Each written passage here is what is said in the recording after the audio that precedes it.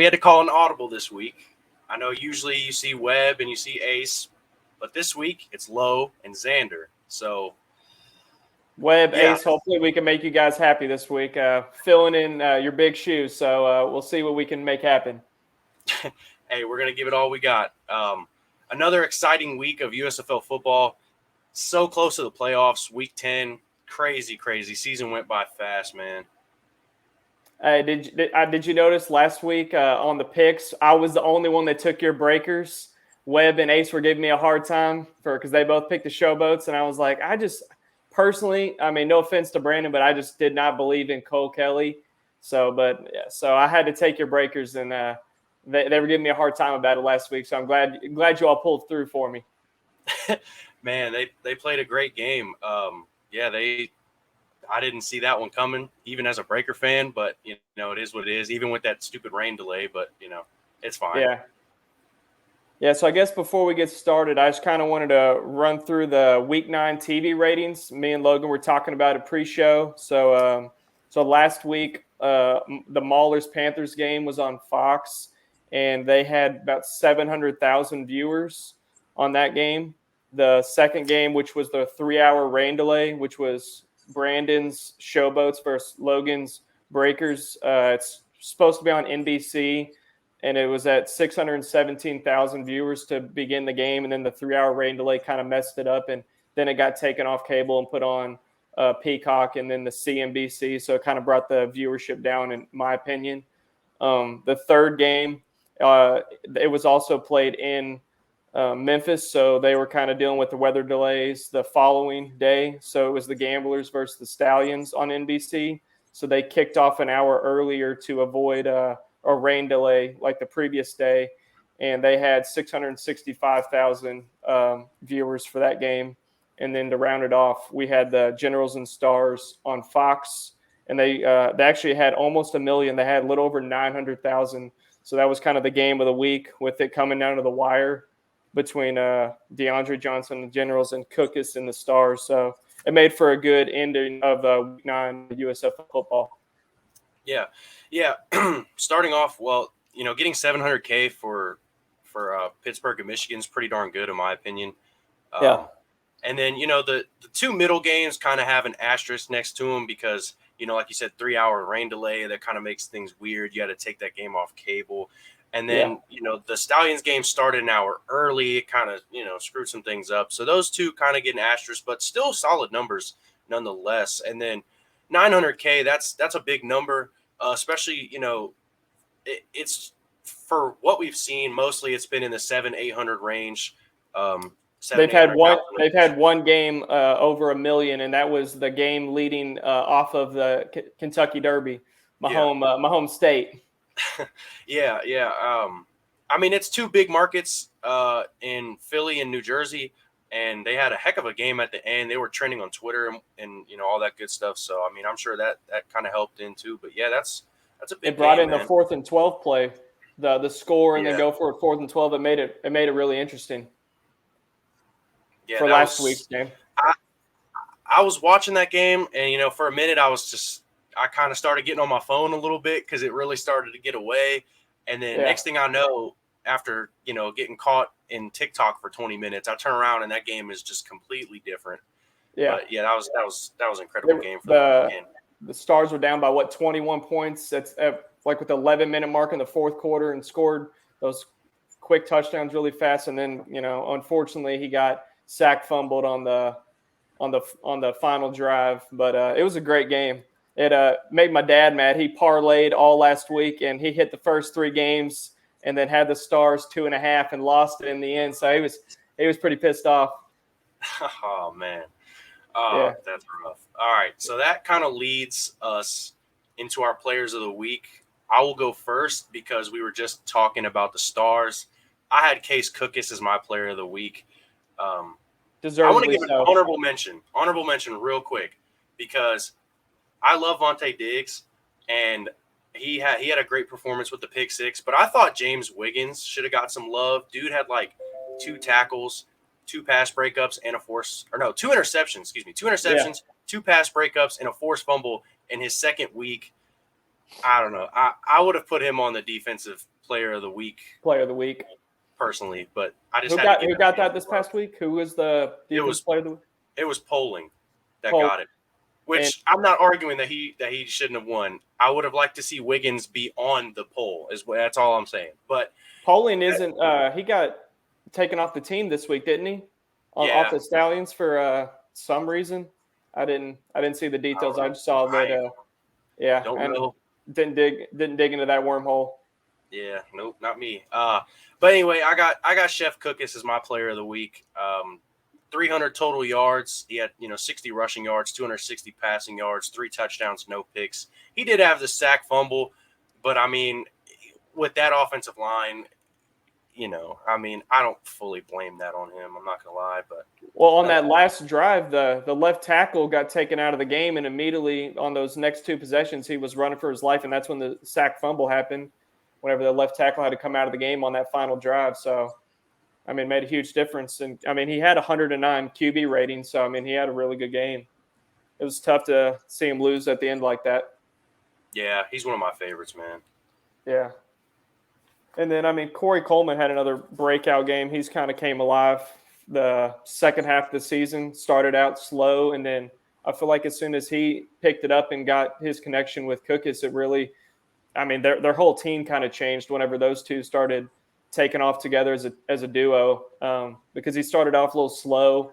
He wasn't playing like the Cookus of last year, and then him and Corey Coleman turned it on, and they got it together and got a couple wins in a row and started playing like they did toward the end of last season. Yeah.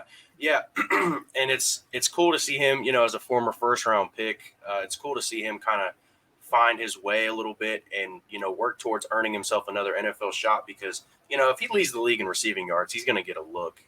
So it's cool to see that for him as well. We've had a couple former first-round picks. Reuben Foster. On the Maulers, Webb's guy. He's battled a couple injuries, but I still think that he's done enough that he'll probably get a look too. So we've had a couple guys that have been able to, former first-round picks that have been able to come in and bounce back. So that's cool for those guys. And also, last year wasn't he on like the practice squad for a little bit of the Rams before he was cut or released because he like broke his leg in the championship game, and then I think he got picked up by the Rams after he got healthy and was with them for a little bit, and people didn't know if he was going to come back to the USFL or what he was going to end up doing, but I'm glad he did because it definitely makes for good TV ratings having another solid quarterback out there playing. Especially with like spring leagues like this, I feel like the quarterback draws in the ratings. So like someone like Case or someone like Alex Magoo, that brings in the attention. So they're definitely key to helping this league continue to grow. Yeah, quarterbacks, especially, it just in the game of football, man, quarterbacks, it doesn't matter if it's middle school, if it's high school, as a train goes by, if it's college, if it's pros, everybody knows who the quarterback is, right? Quarterbacks always get eyes on them. So when you've got a guy who played really well last year for your league as a quarterback, and then you can get him to come back, it's always good. That's a familiar face, and he's the quarterback. So, yeah. But, all right. So who's your player of the week? So first off, I got to give a shout out to my manager, Tom, and my dad. They wanted to have me show some love to the alma mater, the hometown university in Louisville here where I'm at. So my player of the week is former Louisville Cardinal Cole Hicatini and current Michigan Panthers tight end. Cole had 6 catches for 80 yards and a touchdown. He was one of the only bright spots on Mavericks Michigan Panthers this week. He's kind of been Mr. Consistent for him, just kind of like he was back at Louisville with Lamar. He's a red zone target. He catches a lot of touchdowns, and I think he's kind of been overlooked this year between the tight ends with having Jay Sternberger and then Sage Surratt. He's kind of been the afterthought, and I just think he's just been even keel the whole year. And, he definitely been one of the bright spots for Josh Love and the Panthers this season, in my opinion. Yeah, I think he could probably be – I think Jace and Sage are, personally, I think they're 1A, 1B. I think they're both close. I know Stern's got the touchdowns. But he's got 6 now. Sternberger's got 6 now. And Surratt's got the the yards and the catches. So I think they're both 1A, 1B. And I think Hicatini's up there. He's consistently solid. He'll get you 5 catches every game. I think this past week was his 5th touchdown. So he's kind of Mr. Reliable. Exactly. Yeah, no, I think he's got a really strong argument to be the tight end 3 in the USFL, and that's not a bad thing because the 2 guys in front of him are probably going to go get NFL looks. Like, you know what I I hope mean? they do. I hope they do. Yeah. I mean, I know that hurts the USFL, but that's basically the ultimate goal is to make to the next step and get that bag is what they always say. Exactly. And you know what, though? Look at a guy like Kevontae Turpin. Every time that his name got mentioned in an NFL game, what did they bring up? The They brought up USFL. his MVP. Every single time. My dad's a big Cowboys fan, so he was definitely a fan of Turpin last year. And, I mean, he wasn't into the USFL last year. I've kind of got him into it this year. And I was like, hey, your boy Turpin was a New Jersey General last year, correct? Yep. That's where he played. Yep. And then he was the MVP. So, I mean, if he can make it, I mean, others can make it. So hopefully we get some more people in the NFL this coming year and making an impact like Turpin did for the Cowboys. I think so. And this could be a topic for another show one day during the offseason. But I think as we progress further along in the USFL's development, I think we'll get to the point where we get more and more guys that actually get a Turpin role. Maybe not, start, but maybe guys that get to be a kick returner and that maybe get a couple gadget plays in a season and maybe rotate on defense, just things like that. I think we'll get more guys that establish themselves as backups and whatnot in the NFL as we progress a couple years along in the USFL. Do you think your boy Wes Hills has a shot of signing with an NFL team this year? I mean, he started out really hot for you in the Breakers. He kind of faded out a little bit, but hopefully he picks up steam going into if they make it to the playoffs. But, I mean, I think the Breakers got a good shot. But do you think Wes Hills could be on an NFL roster next year? I think there's a good chance. I think he and Mark Thompson are both going to get looks. And, I mean, I was told by people close to him that, he would have done really well in his draft class had he not been hurt. He was doing really good like the senior week, and then he had got hurt, and it really hurt him. So they said this is the healthiest that he's been in a long time. So, I mean, I think, if he can find a little bit of rhythm towards the end of the season and carry that into a training camp, who knows? He's got 659 rush yards and 10 TDs, and then 238 receiving yards on the year. So, I mean, he catches the ball out of the backfield, which is crucial in the NFL. So, I mean, I think he definitely has a shot. Yeah, I agree. All right. How'd you do in your picks last week? What'd you go in your picks? I went 3-1. I lost the Stars Generals game, but I got the Stallions over Gamblers, which obviously upset my boy Ace. I think I picked Stallions because of the fact that Houston had beat them already, and I know that teams, that revenge factor. I mean, Birmingham did it to us. We beat them, and then they beat us because they just kind of wanted it more. They wanted that revenge, and I kind of figured it might be the same thing again. I don't know if you watched Buck's video prior to last week's game. He was saying that Mark Thompson tweeted out, I guess, the day or two before the game, saying like, "How can you already crown Magoo MVP if he can't even beat me, the other MVP, in consideration?" And Thompson didn't have his best game last week, so I think he was poking the bear. And I told Ace that last week, but he didn't want to hear any of it. So it was pretty funny. Yeah, I think I went 2-2 because I'm pretty sure I picked Michigan and Pitt beat them. I did say that there was a good chance that I could be wrong about this game, but about that game, that Michigan Pitt game, but I did pick Michigan, so I was 2-2. So last week, whenever we did this, me and Webb both picked Maulers. Obviously, he did, but my reason was Love had two or three good games in a row, and he's just been the most hot and cold, inconsistent player. And that's why I was telling Ace last week. I was like, hey, I think Love's due for a bad game. I mean, he's been playing really well, and it kind of came to fruition with him having 4 interceptions last week. And that's exactly what I had said. I said there is a big chance that he has a bad game, and that's why Pitt would win, and it turned out to be that way, so I should have just picked Pitt. But that's also why, and I don't want to get ahead of myself. I'll get to it in a little bit, but that was my reasoning in my Breakers weekly video of me picking a specific game because of a certain quarterback's inconsistency. But before we get to those game picks, let's talk about these power rankings. Now, let's see if I can figure this out. Let's see what we got going on here. I'm working on it. All right, maybe not. All right. No ace. Okay, well, I tried. All right. Anyway, so the power rankings are on the screen. I was trying to get it like Ace does, where he's got, us on the screen too, but I'm struggling. So we're just going to have to roll with it.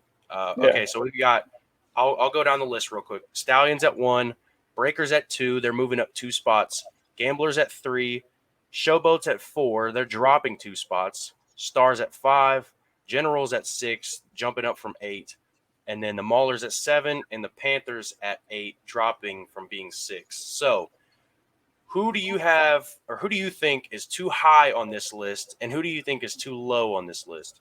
Well, I'll kind of read you my power rankings that I did. So I had Stallions 1, your Breakers 2, Aces Gamblers 3, Brandon Showboats 4, and then I had Webb's Maulers at 5.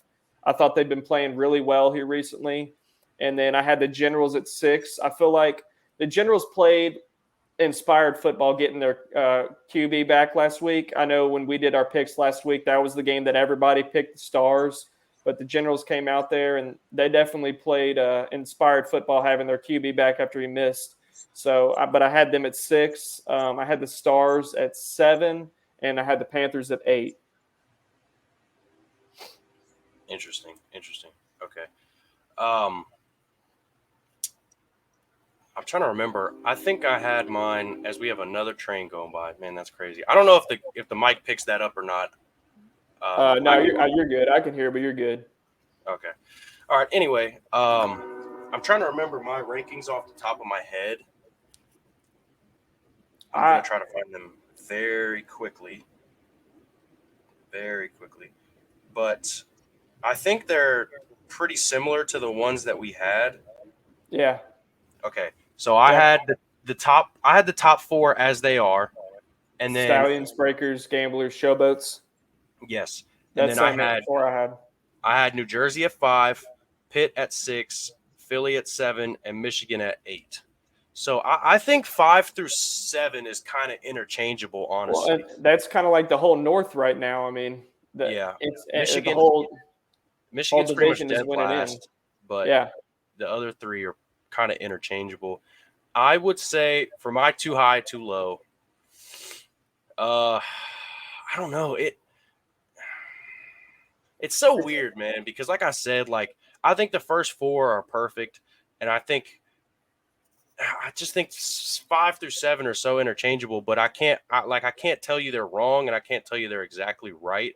Yeah. But I will say this Philly is too high and Generals are too 6 too low. Sorry, too low. I would you're saying Generals 5. So you're basing the Generals off of basically last week, because the previous 3 weeks they have not looked too hot. But I mean, granted, they had Lauletta and Prue Cup out there, and I know they got their QB back. But yeah, I think also they it's hard because they just beat the Stars. So to have them below the Stars after they literally just beat them, I feel like it's fair to give them that nod, Yeah, I had the Generals ahead of the Stars in my power rankings. So yeah.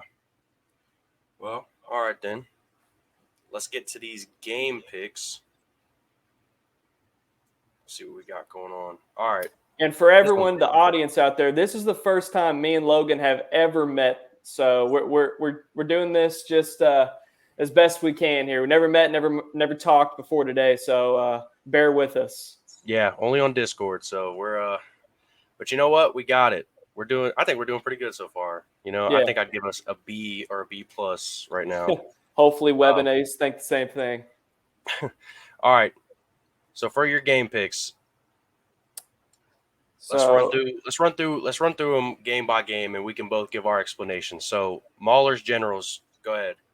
All right. So I picked Webb's Maulers. I'm basing it on, I think the defense can get after DeAndre Johnson with the Generals, and I like the way they've been having Troy play here recently. They've been letting him roll around the pocket, so he's not just a sitting duck behind the O-line. He's been getting a lot of quick quick outs and quick slants, getting them in a rhythm early. And I mean, some of Isaiah Henney and Bailey Gaither, I feel like they're always open whenever he's out on the roll. So I'm taking the Maulers to get into the playoffs this week. I know Webb's going to be happy with that over the Generals. Interesting. I think, one thing that could come back to bite me in this, it could be the same thing that I just talked about with the last week's Birmingham game, in that Pittsburgh lost to New Jersey already. So it could be that like revenge factor type thing. Also, I'm rooting for Pitt in this game just because I want a new team in the playoffs. Yeah. That's kind of hypocritical because I'm obviously rooting for the Breakers, but just in the last North. Last year was Maulers, or it was General Stars, correct? Yeah. Yeah. And I don't really have any skin in the game when it comes to the North. You know what I mean? Like, it doesn't truly affect me personally.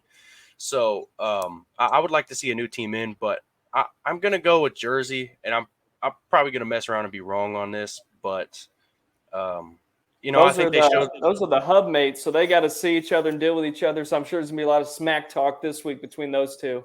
Yeah, living they don't with like each other at the same hub very much. I saw Webb interviewing Boogie this firsthand. week, and he was talking about that. Yeah, I saw that firsthand, that they're not the biggest fans of each other. But regardless, I think Jersey, they got DeAndre Johnson back. They finally started to find a rhythm. I will say Philly's defense is one of the worst in the league, so that could have been part of it. But they got their quarterback back. They've built some offensive momentum. They found a way to win that game. Philly stormed back like we talked about earlier, but they found a way to win that game. So I don't know. I have a feeling that they might win this game. However, I will say I could be wrong on this one, but yeah. Anyway, but having the Generals beat them like the last 3 times they played, so this could be the get right game for the Maulers. Revenge game. They've beaten them every time in the modern era. So yeah, I refer to it as the modern era. I think it's the best way to refer to it, honestly. But Stallion Showboats. All right, so I mean, I'm repping a Stallions hoodie right now. This game, I'm just I'm torn on because the Stallions really don't have much to play for with them already locking down their playoff spot. So I know in the post game last week, Coach Holtz was talking about possibly sitting some guys, but their roster is limited on what they can actually do with that. So my personal opinion, I think the Stallions play Magoo and majority of the starters in the first half, try to get a lead in the first half, and then let some of the backups like Jalen Morton get in at QB, or if they want to throw in Kyle Sloter. I just don't. I'm gonna pick the Stallions on this one because last week Cole Kelly just did not do it for me. I mean, some of those plays he was making. I mean, during their win streak, he wasn't getting a lot of touchdowns, but he was being safe with the ball and just basically letting the defense take care of it for him. And last week that defense kind of got ate up by your gamblers, and then Cole Kelly did not help out with some of those turnovers. So for that reason, I'm reluctantly picking the Stallions, even though I don't know if the starters are going to play the whole game because they don't really have much to play for. But I'm going to go with the Stallions. Well, that was my reason. I made these picks on Tuesday, and I just kind of stuck with them because I made them on my show. I don't want to turn around and switch later on in the week. I'm just going to stick with what I picked. I will say that I made that pick thinking, oh, they've got a playoff spot locked up. They've got a home game locked up. Like, having the 1 seed doesn't really matter because you're the home team. Like, it just doesn't matter. So, I thought maybe they would rest some starters, but I will say that, week 10 last year, they didn't rest any starters. So, or not really. And they won that game last year against then Tampa Bay. So, the Bandits last year. Yeah. I think Magoo got to play quite a bit in that game. I think Jamar Smith started, and I think Magoo got to come in and play a little bit in that one, if I can remember correctly.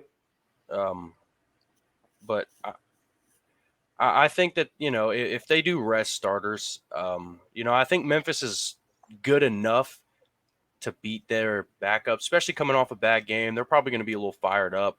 And I mean, Memphis, I know that you're not playing for the playoffs per se, but you're playing for a winning record.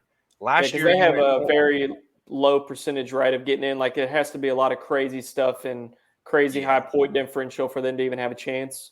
Yeah, they're pretty much eliminated. However, you're playing, for last season they went 4-6, and they were out of all the teams that missed the playoffs, they were the best team.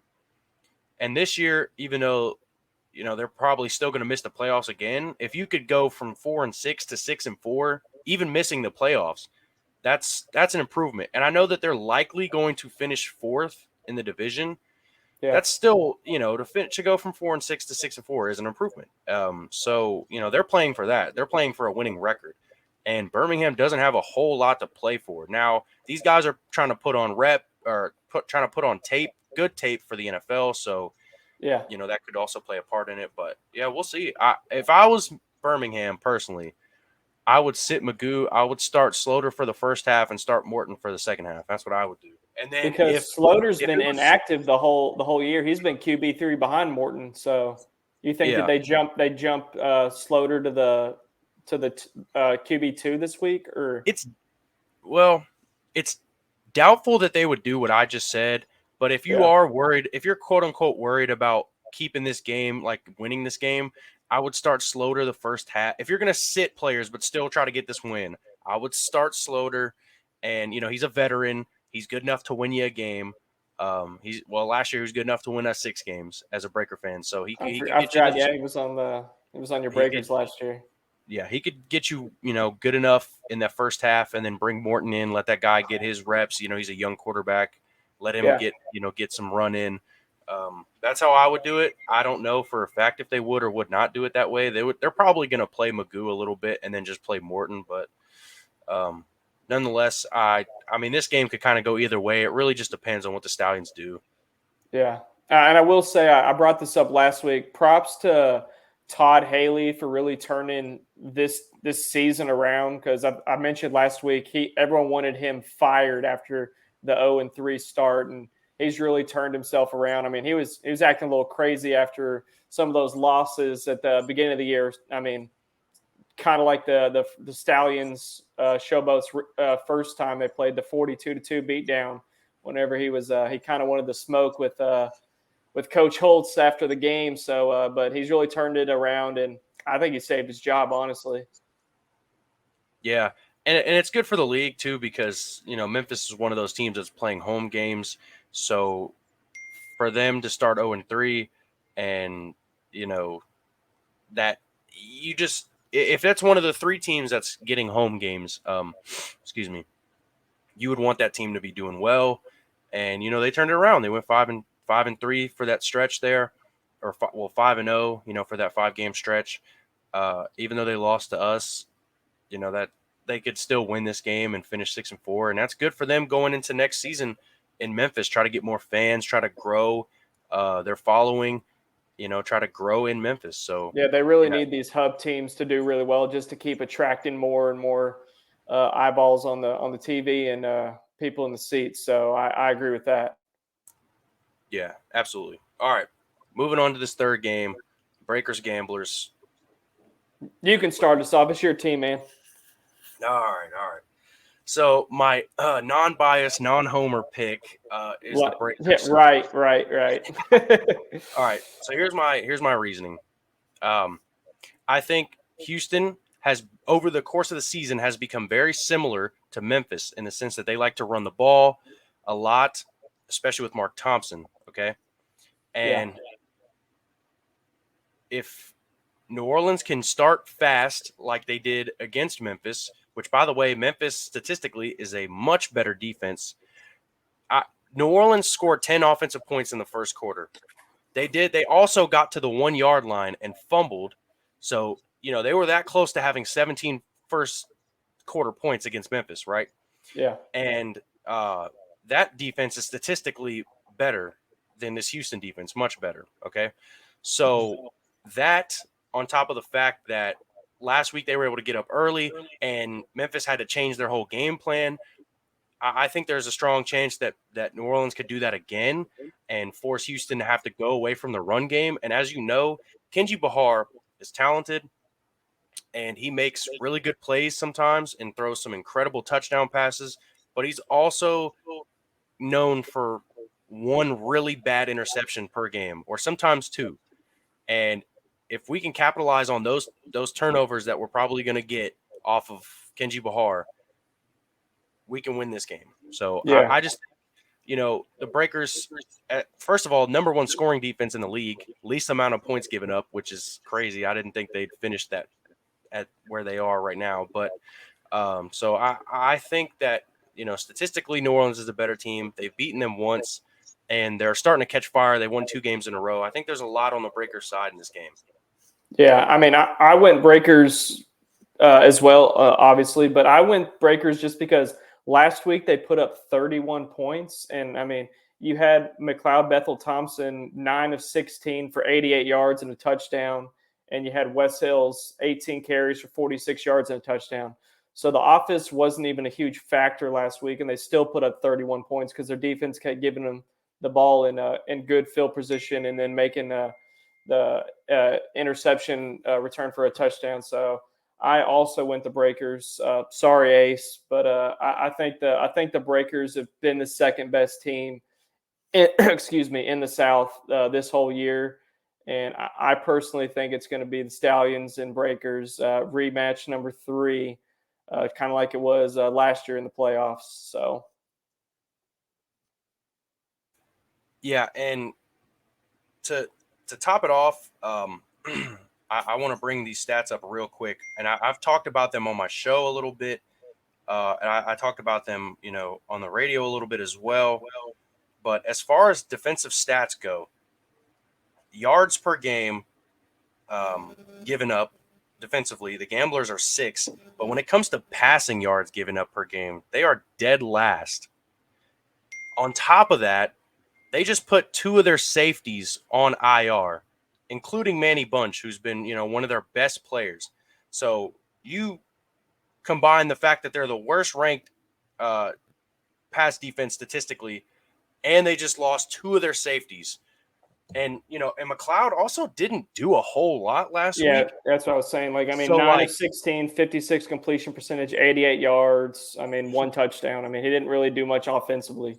Exactly. He didn't use his arm a whole lot much, So you've got a guy, a veteran quarterback who already, had a big game against you the first time, or a decent game against you the first time. Now he's going up against you again with the playoffs on the line, and you're losing both of your starting safeties, or at least one of them. I'm not sure if the other one is the starter.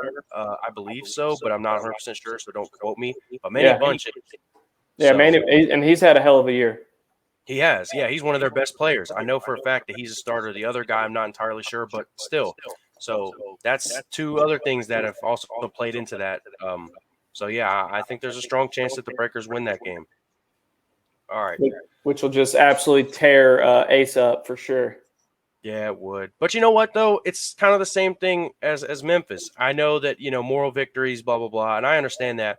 But once you get to the point of you haven't made the playoffs, you can at least take a step back and look at the fact that you could go from 3-7 to 6-4. Even if you still miss the playoffs, going from 3-7 as the 3rd worst team in the league to 6-4 as probably going to finish as maybe the 3rd best team, record wise. That's pretty good. Even if you missed out on the playoffs, that's pretty good in my opinion. So, yeah, they definitely changed their franchise's trajectory coming off of last year. When they won, you said they won 3 games last year, or they won 2 games. Yeah, 3. So they've been a very good team majority of the season. So and I was telling Ace last week, the Gamblers have a shot to win if they can keep Kenji in the 20 to 25 passes and just keep him from doing anything crazy. Just a game manager without turning the ball over. The Gamblers definitely have a shot at winning this game if they can get Mark Thompson going. So they definitely have a chance, but I know we're both going with the Breakers in this one. Yeah, no, it's going to be a dogfight regardless. It's going to be a good game. These are two teams that are basically playing for their lives, right? Because I mean, they both know Breakers don't have to win this game to get in, but they don't. I promise you, those guys do not want to rely on the Michigan Panthers to get into the playoffs. So they're going to give it all they've got. They're playing do or die basically, and so is Houston. So this is why I think this is the game of the week. I know Webb picked Pitt and New Jersey, and I understand that, but I think New Orleans and Houston are the two better teams, Oh, and they're that's for all sure the game of the week. I mean, they're both. I mean, it's live or die for both of them to try to get in. Yeah, exactly. I definitely It's think that's game of the week. it's live or die, and they're both two of the best, probably two out of the best three teams in the league. I think Got the that's game same of the week. record. Yeah, And the for worst sure. part, it's on FS1. Oh, that hurts my soul. So But it it's is what gonna it is. drive the views down a little bit. Yeah, it is what it Unfortunately. is. All right, Stars Panthers. Go ahead. Sorry, Maverick. I'm taking the Stars in this one. Last week, I thought the Stars were gonna beat the Generals pretty handily. Did not work out for me. Once again, cost my dad the parlay, so that one hurts. So, Cookus, you got to help me this week. We got to bounce back. I think the Stars are just a more talented team than the Panthers are. Um, I don't know. I don't know what we're going to get out of Love this week. Like I said, last week it was 4 interceptions. It was very bad. It was about as bad as it gets. So odds are he'll probably have a bounce back game. I don't know if it's going to be anything crazy like it was week 1. I don't think he's going to have 4 interceptions this week. I think Cookus will put up really solid numbers. Get Corey Coleman the ball, and his Gray and Overton, this big receiver. I think he'll be throwing the ball over the field, and I think the Stars win this one pretty easily to make it back in the playoffs again. Yeah. Excuse me. I think that, and you kind of touched on a little bit, Josh Love, he had a really bad game last week. I think there's a strong chance that he does have a bounce back game. That's kind of how he is. He's really inconsistent. Usually he has a really good game and then a really bad game, or a really good couple of games, a really bad couple of games, things like that. But yeah, I think Philly's just a little bit more talented. I will say, excuse me, the one thing that Michigan does have over Philly is the defense. So if Michigan was to have that bounce back game offensively, and Josh Love was to have a bounce back game, and their defense showed up, they could mess around and get in. Yeah, Frank Ginda and Breland Speaks. I mean, They're Frank causing Ginda's havoc. he's won 3 Defensive Player of the Weeks Yeah, this he's year. going to win D-Boy. Yeah, I mean, what he's got, I think I wrote his stats. He's got 3 interceptions, 93 total tackles, and 1 sack on the season. So yeah, Frank Ginda has been playing amazing this year, kind of leading that Panthers defense. Him and Speaks. I mean, they have been the bright spot of this Panthers team. I know some of the receivers like Trey Quinn and Walker, and obviously my boy Cole Hicatini been solid on offense, but the Panthers defense have carried the majority of the season. So, but yeah, I'm still thinking stars here all the way. The games where they got their offense to click are the games that they were able to win because their defense was kind of always there. But excuse me, I'm a little sick this week. Okay, so just bear with me. Hey, we're rolling with the punches today, bro. Rolling with the punches. Yes. Oh, we sure are. No, but I just think Philly's got playmakers all over, and we've seen Michigan's corners get beat, at times. So especially last week, they got beat a couple of times against Pittsburgh. I think Philly's got the receivers. They've got a really talented quarterback, as we all know. The thing that could really get Philly in this game is the pass rush. If Michigan decides to just kind of overload and just send the house, tee off on him. Yep, they could tee off on Cookus. If they just send the house a lot, there's a strong chance. But Philadelphia's counter to that is always their crossers. They always run those mesh concepts, those crossers, those short routes. So if you send too much and they hit one of those crossers with one of their good receivers, they could break one. So I think Philly will pull this one out, but I wouldn't be entirely shocked if Michigan won this game because, like I just said, if their offense shows up, their defense is already probably going to show up anyway. Yeah, so they just got to keep Cookus upright. I mean, if you keep him upright, they got a chance to to make it to playoffs. So, yeah, 100% agree on that one. All right, so that means we are saying that so you're saying that Pittsburgh and Philly I'm are saying it's going getting to into be the North. Yep. Okay. Round one, and then Stallions Breakers in the South, or who I think will be the playoff picks. Yeah, and I'm pretty much saying that it'll be last year getting ran back. But it's funny because you would think if it does play out this way, and I'm going to go ahead and just put us back on at this point, you would think, and this is kind of a side note, after this, we'll probably go ahead and jump off, but you would think that if you had the same 4 teams make the playoffs in the second year that you did as the first year, that it would just kind of be like, oh, it's just the same teams. But when you really deep dive it, everybody got better. I mean, Pittsburgh everybody's went from record. 1 win. Yeah, Pittsburgh went from 1 win. First of all, we have no teams with less than 3 wins. So every team has 3 or more wins, which is great. That's already an improvement. That's because there was 2 teams last year that finished with less than that. Michigan finished with 2 wins. Pittsburgh finished with 1. So both of those teams already improved. Now New Jersey record-wise took a step back, but they lost Luis. Well, I mean, Perez. they had their quarterback in and out all year. I don't think that they should have played Lauletta at all this year. I think they should have rolled out Prue Cup majority. I mean, we talked about that with Ace Webb last week. I mean, he has legs. He can move around. He's mobile. He's more in line with DJ whenever he's out there and healthy. I didn't think the whole Lauletta was a smart move throwing him out there. It's a completely different player, and I think it messed up a lot of their rhythm. Yeah, and they tried to kind of play off what they did last year with having Perez two different quarterbacks stylistically, but I just think that Lauletta is not at the level that Perez is, so you can't really, I mean, Perez won an XFL championship this year. I mean, he played out of his mind on the stretch. So, totally different caliber players there. But just across the board, even though we could mess around and end up with the same 4 playoff teams, I just think it's different. I mean, the Stallions will at least have 1 less win. Obviously, New Jersey has 1 less win. The records are a little bit more evenly spread. I mean, the whole South is probably going to finish with at least a 500 record, so 5-5 or better.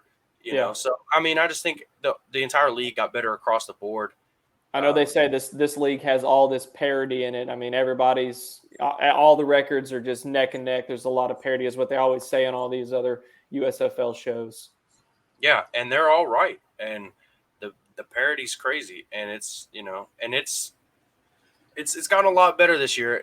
Last year there was games where Pittsburgh would hang in there, but their offense was just really, really, really bad.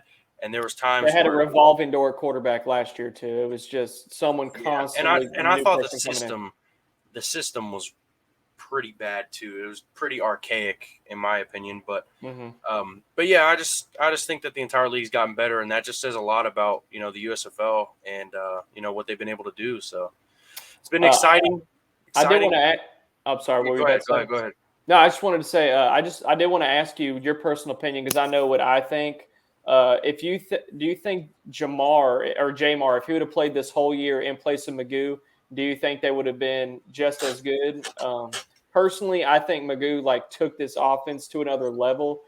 Last year, I thought they relied on Bo Scarborough and the defense a lot, and I thought Jamar played fine. But I think Magoo has elevated this offense to a completely new stratosphere, and so I just kind of want to know what your thoughts were on that.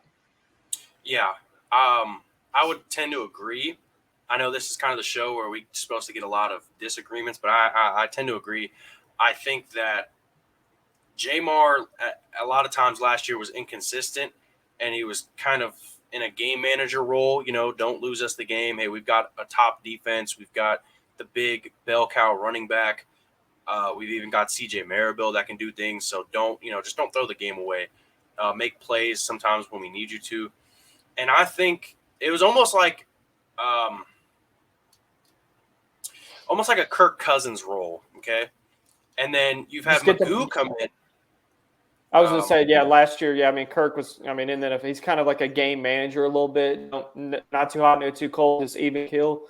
And I agree with that from Jamar last year. Yeah, and Magoo has kind of been, more of the Mahomes type as far as Mahomes, Allen out there running around.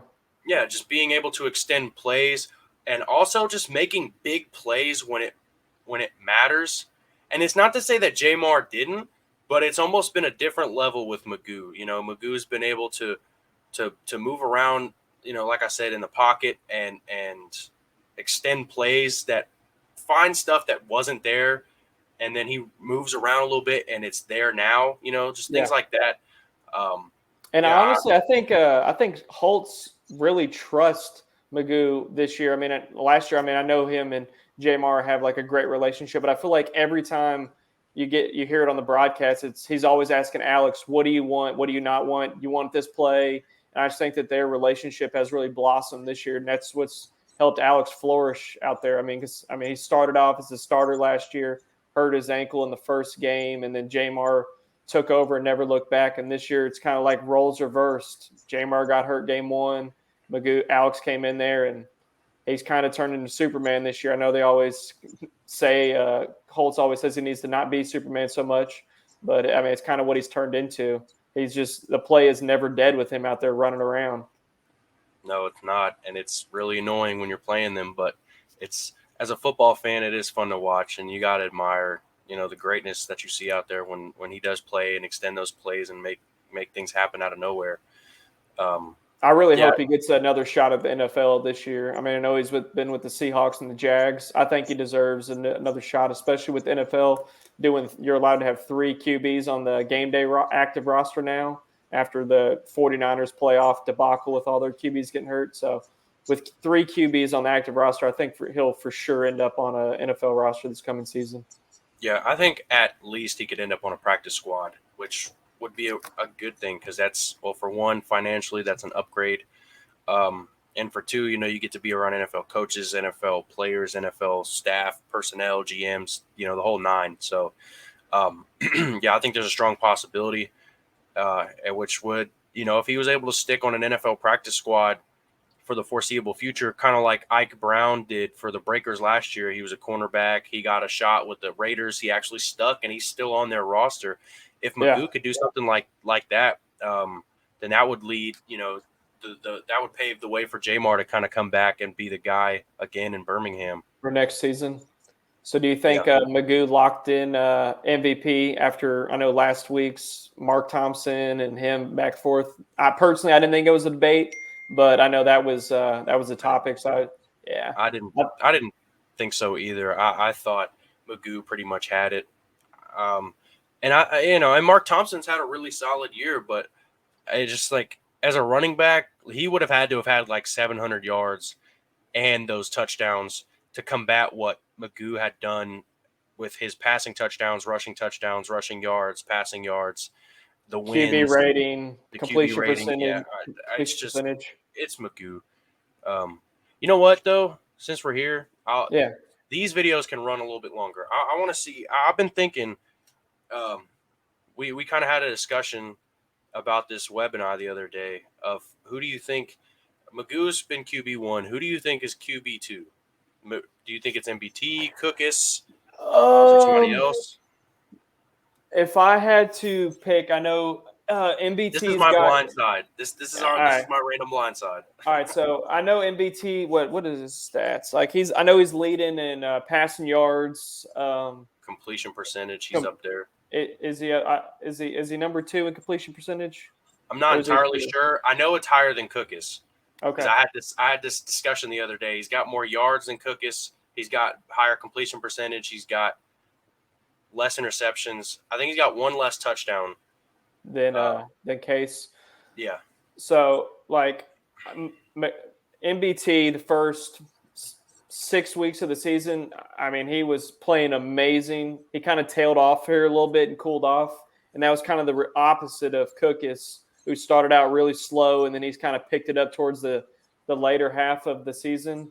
If I had to rank them, I probably would still go MBT 2, Case Cookus 3. Obviously, a lot of that will depend on how they do in the playoffs, because I mean that's how you make your money in football, is how you perform when the lights are brightest. And I know Case performed really well last year when the lights were bright.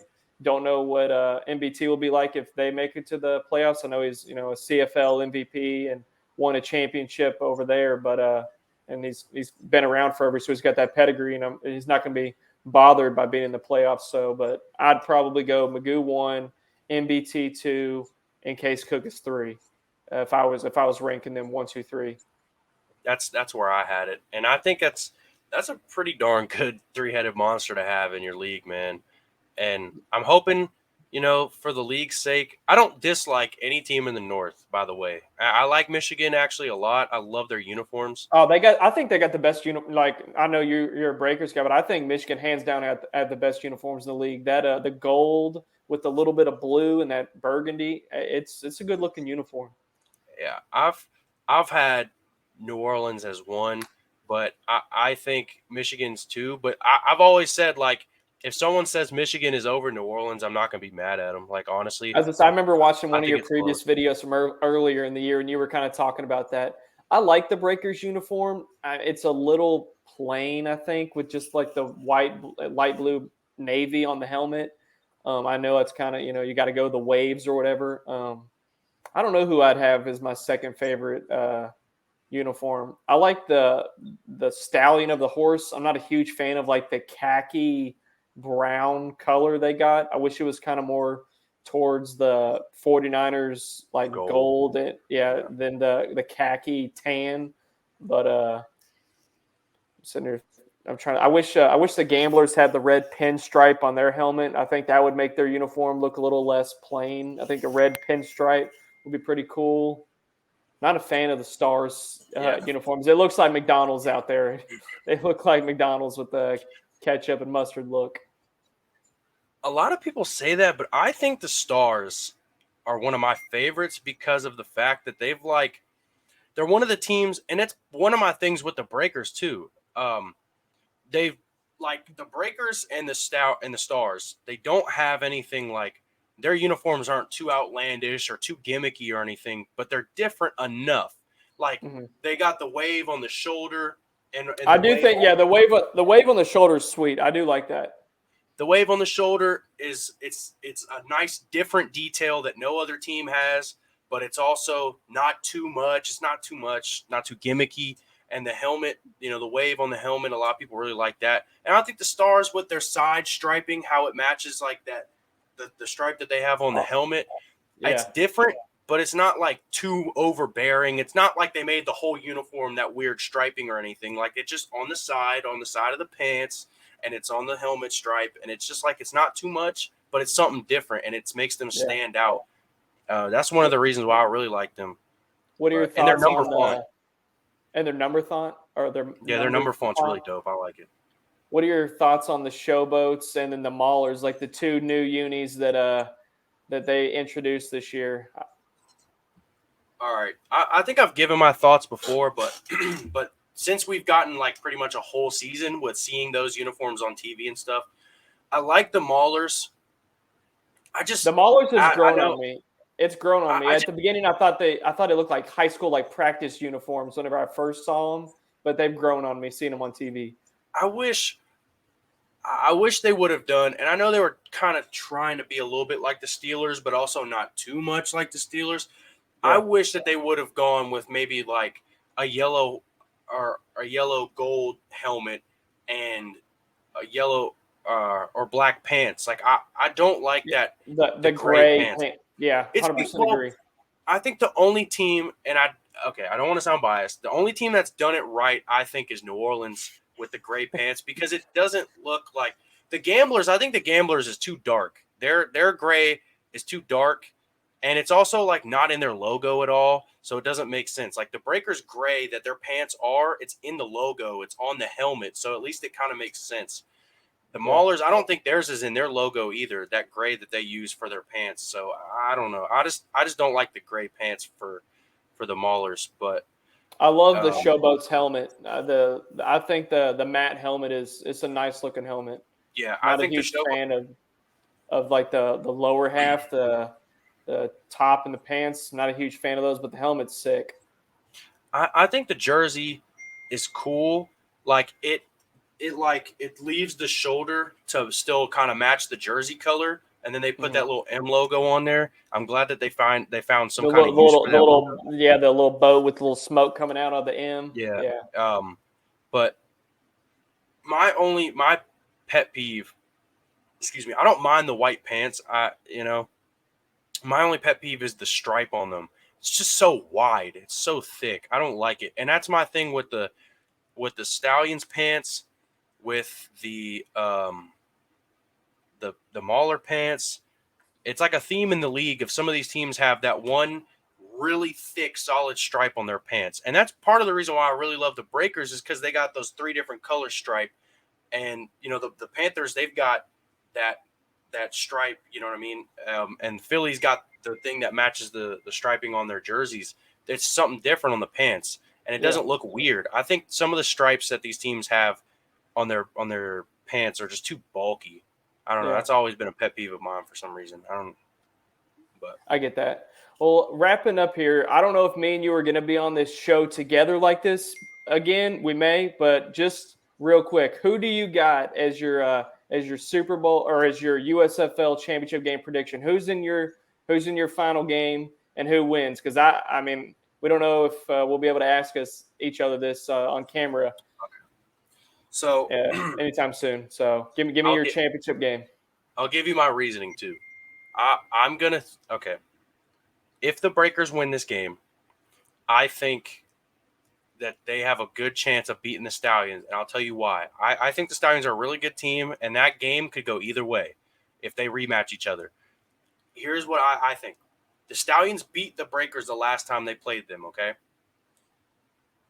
The energy that New Orleans brought against Memphis was amazing. They played with their butts were on fire. They were genuinely PO'd about losing to Memphis the first time. It genuinely made them mad. They wanted that revenge. It started their losing streak. I mean, they lost to Memphis, and they lost 3 in a row. Exactly. And I think that what I saw, and just watching the post-game press conference, I could just hear it. I could see it on Vontae's face, how much that getting his revenge meant to him and also to his team, and how much they talked about what that meant to them. So I feel like if they lost to Stallions last year, right, there's a lot of veterans on this team that are back again, okay? A lot of heavy contributors on this team were on that team last year that lost to them 3 times. Then they beat them earlier this year, and then they got beat. And I just think if they were to play them again, I think there's a strong possibility that they would play PO'd and they would want that revenge again. And I also think that they've got a veteran quarterback who's been there, done that with the CFL championships. They've got CFL players across the roster that have been there, done that. They've got a Super Bowl champion head coach, even though he was a quarterback coach, but he was still there for that Eagles championship. He's been there, done that. So if they can just make it to the dance, I think they've got a really strong chance of beating the Stallions with all those factors that I've named. And to get the championship game? Yeah, to get there. And I think it may be another Stallion rematch again. It could happen that way. I would kind of hope not. I just don't want to have the same game again. It would be fun to say that you're having a rematch, but I like parity. I like things to be different. That's just how I am. That's why I just want to see a few more games of Magoo Magic out there. I don't want that Magoo Magic to run out just yet. I don't think he'll be back in the USFL next year. So I want to see it as long as I can. No, that's fair. I think that there's a strong chance it could happen again. It also depends on what happens with Jersey and Pitt. Because I'm not going to lie, if Pitt could find a little bit of offense against Jersey and take that into a Philadelphia playoff game in Canton that's close to Pittsburgh, I think Pitt may actually travel a little bit if it's worth, it's a playoff game, it's cheap, it would be worth traveling to. I mean, last year Canton was filled up for the championship game last year. They had a great crowd. And even the playoffs. It got 1.5 million views in the championship game. On TV, the playoffs may not have looked as packed, but I was there. There was a lot of people that were standing in the shade. It was super hot, but there was a lot of people that were there. Maybe not as much as the championship, but there was probably about 10, 10, 11K people, excuse me, that were there. It's just there was people that were, standing, in the shade and stuff. It was really hot. But Yeah, yeah, I if really, I Pitt, really want these stadiums to start getting a little more packed so we can compete with all the XFL junkies that tear into the UFL stadiums 24/7. It drives me yeah, absolutely crazy. Why I was like, why can't people just want both leagues to do good? So I really want these stadiums to start getting a little more packed. That way I don't have to hear all this garbage about the USFL stadium yeah, seating capacity I anymore. I agree, and hopefully Canton pulls good numbers regardless. I think they will, honestly. I think even if New Jersey makes it, like they've done a pretty darn good job of getting people there. I think you'll probably just get people there just in general because it's football, it's playoffs. Why the heck not? Yeah, I And mean, yeah, so and even though Pitt hasn't had as many fans throughout the season, if it's a playoff game and Pittsburgh is not that far away, I think people will probably travel. So, you think but next year, you think they expand to another hub? You think your Breakers get a hub or Aces Gamblers get a hub next I year? I think um I Or you think there's think a that's strong 2 or 3 years away? no. I think we'll probably see all 8 cities next year. You Honestly, think all 8? I do. That was the original plan. Was 1, 4, 8. That was the original plan, and so far we've gotten 1 and we've gotten 4. And you've heard Daryl Johnston talk a couple of times about Moose. they've heard the fans. They know how important it is to get these teams in their city. So I do think that they're going to get all 8. Now that's not a guarantee, but I think based off of the information that we've gathered, like I said, the 1, 4, 8 was the original plan. So far they followed it. Moose has literally talked specifically about fans, what they've said about lack of fans at games and things like that. So I think they probably get to 8. Yeah, I feel like if Houston, if the Gamblers had a hub, or if the Breakers had a hub, they would definitely get audience in the seats. I think. I mean, I know Canton. It's kind of weird having 2 teams in Canton because they have that contract, and neither one of them are from there. So I know that's why their attendance is a little lower. But if you get one in New Orleans and then one in Houston, I mean, that's immediately going to get more people in the seats. I think, and I think it'll definitely help TV ratings too, just for local networks, pushing these games out. If having a local hub team there, I think it'll definitely draw up ratings and season ticket holders next season if they do go to 8, like you said they're talking about. Yeah, I agree. It'd be really great for the league. But we have hit the 1 hour mark, so that's probably, which is crazy. That's probably a sign to tell Hey, us that. it went by fast. I think we killed it. Honestly, I mean, we may be You know what? taking Webb and Ace's job. I mean, we don't. We may not need them no more. We may not need them no more. I Oh know y'all are man, going to be watching. I love you too. oh that's hilarious. But yeah, no, it's been fun. Honestly, It's been fun. Hey, make sure y'all like, share, and subscribe. The people in this network work hard. They deserve it. Make sure you like, share, and subscribe. Make others do it. We need to run up these numbers for that YouTube algorithm. Come on now. yep, let's get that YouTube algorithm. All right, USFL fans. Next week should have the normal guys back, but it's been fun. Until next time, USFL Nation. It is your boy Lowe signing off. Your boy Zander signing off. Peace.